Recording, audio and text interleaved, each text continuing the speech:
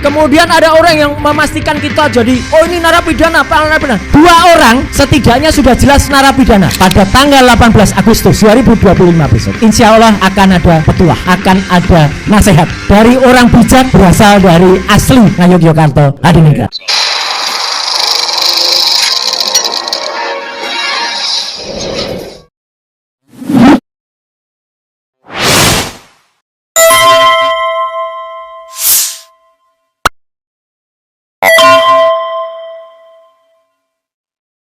Press conference kita pada sore hari ini, last but not least ya, yang ini yang paling ditunggu barangkali ya.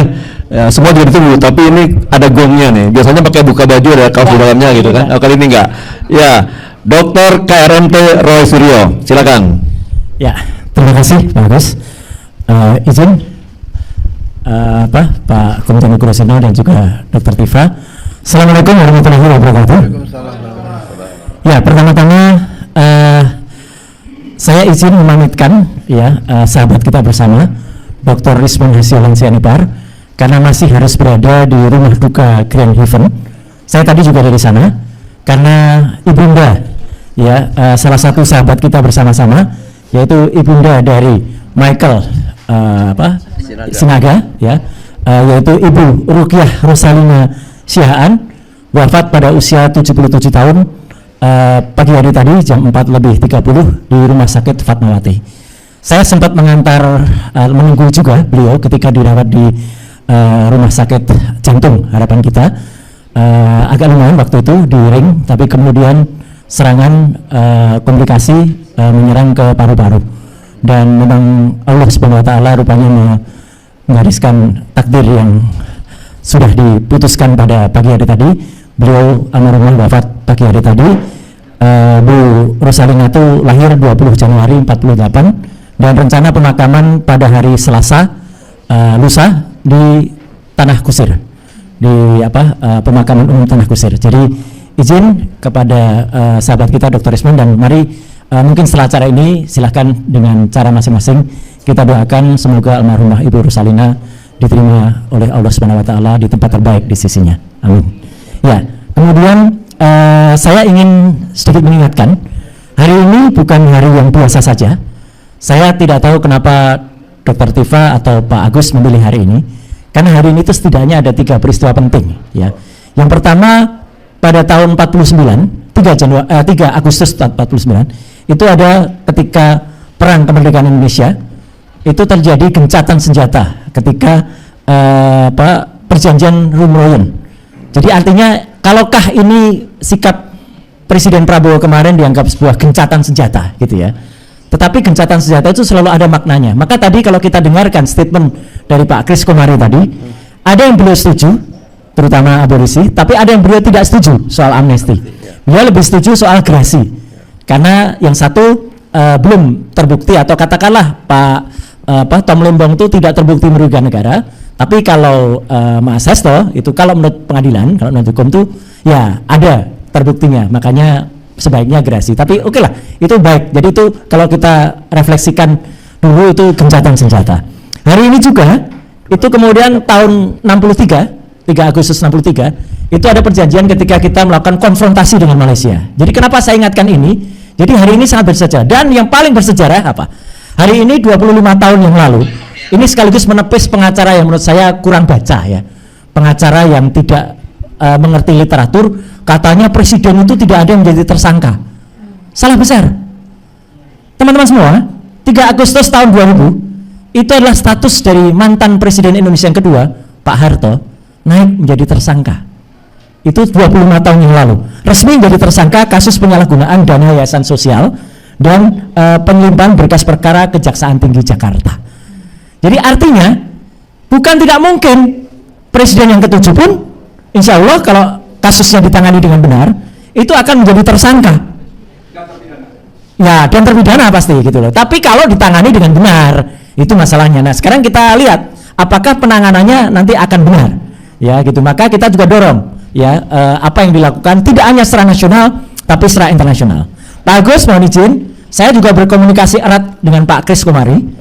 Dan atas izin beliau, ya, saya coba membacakan kembali surat dari FDI poin-poinnya saja ya, Pak Agus. Yaitu adalah apa?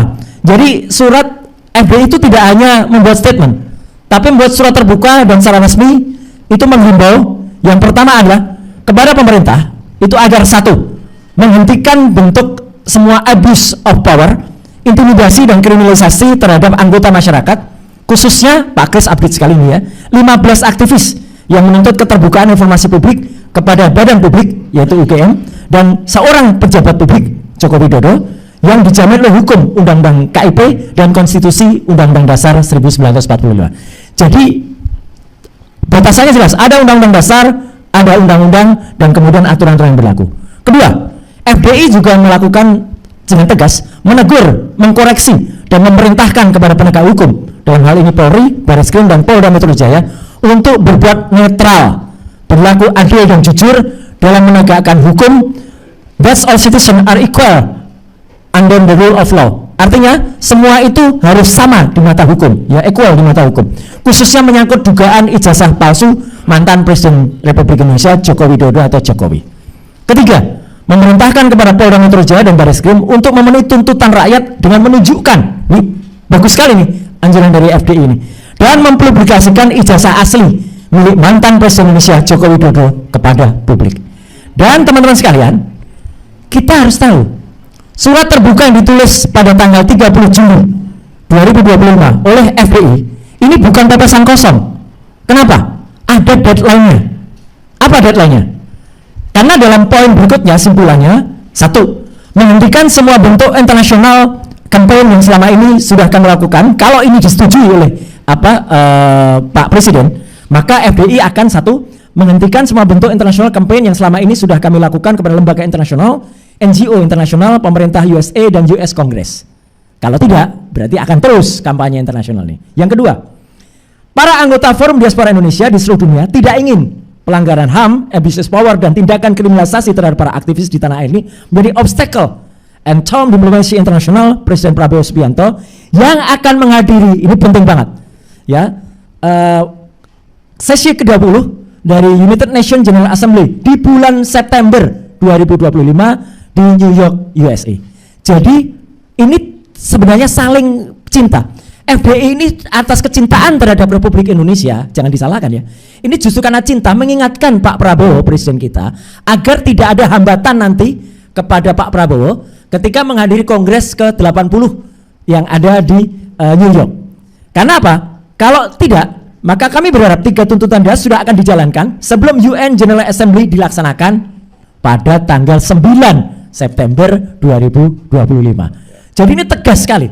Bapak dan Ibu, inilah tugas atau fungsi daripada FDI, Forum Diaspora Indonesia.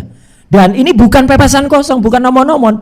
FDI yang beranggotakan 25 negara, ya, kami punya diaspora di 25. Ini terus melakukan koordinasi dan tegas, dan itu bentuk kecintaan terhadap Republik Indonesia. Sama dengan yang kami bertiga lakukan, RRT lakukan, Resmond, Roy, Tifa lakukan. Kalau diplesetkan dengan salah, mungkin ada seorang profesor yang mengatakan ini bentuk penistaan terhadap UGM, ya, profesor yang sudah agak linglung itu, ya, gitu, ya, yang debat dengan Resmond, ya.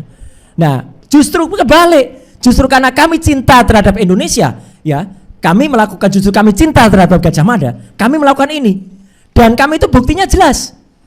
Ketika Dr. Tifa memegang bukti, saya memegang bukti, Dr. Resmond ditanyakan buktinya ada, ditanyakan isinya ada, bukan seperti profesor itu. Katanya ada. Dibaca Prof, ada enggak? Pokoknya ada. Nah, gitu. Tapi enggak tahu isinya. Ada tapi enggak tahu isinya. Ya, jadi mohon maaf ya, kalau itu namanya omon-omon.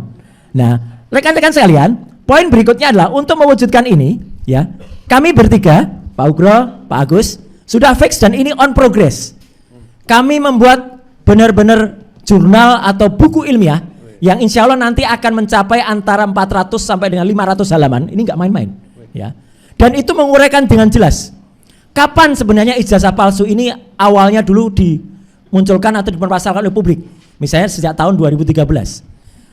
Apa yang kita perjuangkan?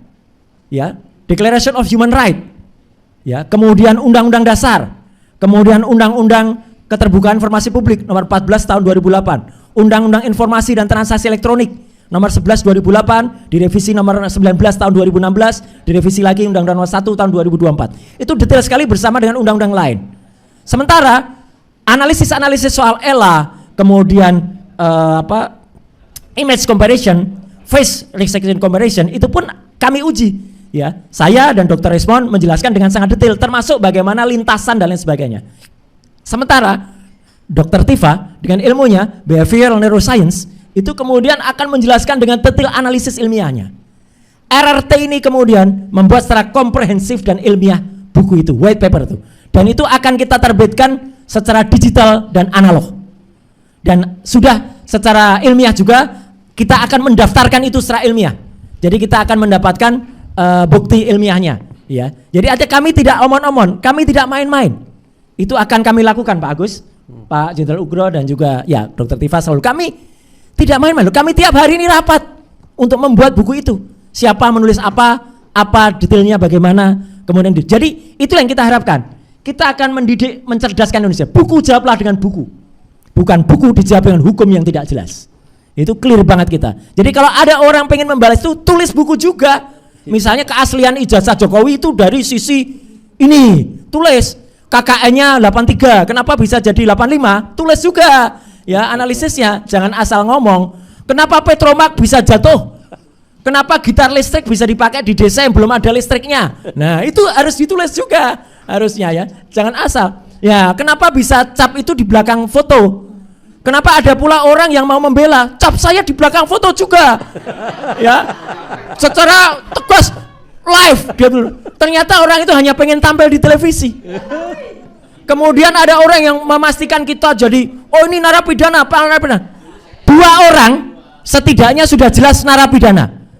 Atau 1 orang narapidana, 1 orang tersangka. Siapa dia? 1 yang belum menjalani hukuman yang harusnya dilakukan oleh Kejaksaan Negeri Jakarta Selatan. Ya, inisialnya SM. Sering dipanggil dengan nama si Plester. Ya, itu belum menjalani hukuman 1 tahun 6 bulan. 1 lagi, ternyata ada lagi. Orang yang tahun 2015, mohon maaf harus saya bilang, dia sebenarnya sudah statusnya tersangka dalam kasus penistaan agama. Dengan kasus dia menyatakan, mohon maaf ya, ini saya mohon maaf sekali. Dia mengatakan Nabi besar bukan orang Arab.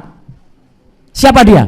Inisialnya adalah AA, mantan dosen UI yang sekarang jadi politisi PSI, yang otaknya hilang ketika digebuki di depan DPR. Komisaris. Dia ternyata memang betul pernah jadi TSK, kemudian di SP3-kan oleh kepolisian, tapi dipraper dan kalah kepolisian. Jadi harusnya polisi menjalankan kembali status TSK-nya. Jadi udah jelas ya, 2 orang itu, iya, itu inisial SM dan inisial AA, itulah yang harusnya sudah jelas. Kalau kami selalu dituduh itu benar-benar zalim. Yang terakhir, supaya tidak terlalu lama, insya Allah 16 hari lagi kita akan memperingati 80 tahun Indonesia Merdeka.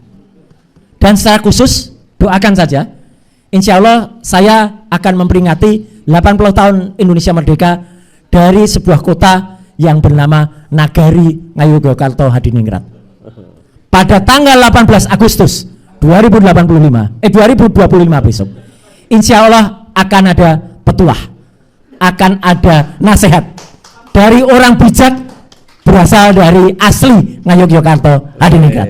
Tunggu saja tanggalnya, Senin 18 Agustus 2025 kita akan teriakkan itu dari Yogyakarta, mendukung Jakarta, mendukung Indonesia dan seluruh Indonesia bersama dengan para purnawirawan ya, prajurit TNI yang ada. Jadi setelah kemarin ada Jakarta, ada deklarasi Bandung, ada deklarasi Medan, nanti deklarasi juga dari Yogyakarta bersama tokoh sentral dari Jogja. Sekian, terima kasih. Wassalamualaikum warahmatullahi wabarakatuh. Waalaikumsalam warahmatullahi wabarakatuh. Nggak salah kalau kita tempatkan Dr. Roy di penghujung acara, ya ini dia gongnya. Tapi Dr. Roy dan Dr. Tifa dan juga Dr. Rismond, apakah bukunya akan selesai pada bulan Agustus? Ya. Oke. Bulan Agustus ya. Agustus ya. Boleh kan nanti kita launching buat acara? Moga-moga 17 Agustus sudah bisa dilaunching. Kita launching ya. Kita bikin ya acaranya ya. Kami Gimana, targetkan Dokter? 17 Agustus 2025 sebagai hadiah kebenaran bagi Republik Indonesia ke-80. Wah, mantap. Ya, judulnya adalah White Papers Jokowi. bombastis. Tapi saya mau apresiasi dulu kepada Dr. Suryo yang sudah tadi membacakan pernyataan FDI. Terima kasih sudah membantu kami, karena FDI milik kita bersama. Biarlah Pak Kris, Chairman, saya Sekjen yang menjalankan roda organisasi, tapi ini untuk kita semua, untuk Indonesia. Jadi FDI milik kita bersama. Terima kasih Pak Ugroseno, Dr. Tifa, dan Dr. Roy Suryo, para jurnalis, YouTuber, dan podcaster. Terima kasih banyak atas partisipasi aktifnya pada sore hari ini. Mudah-mudahan ada hasil yang signifikan kita peroleh, khususnya poin kita paling penting adalah dugaan ijazah palsu itu selesai. Ya, itu, dan itu akan membuka pintu untuk yang lainnya, insya Allah. Terima kasih. Assalamualaikum warahmatullahi wabarakatuh.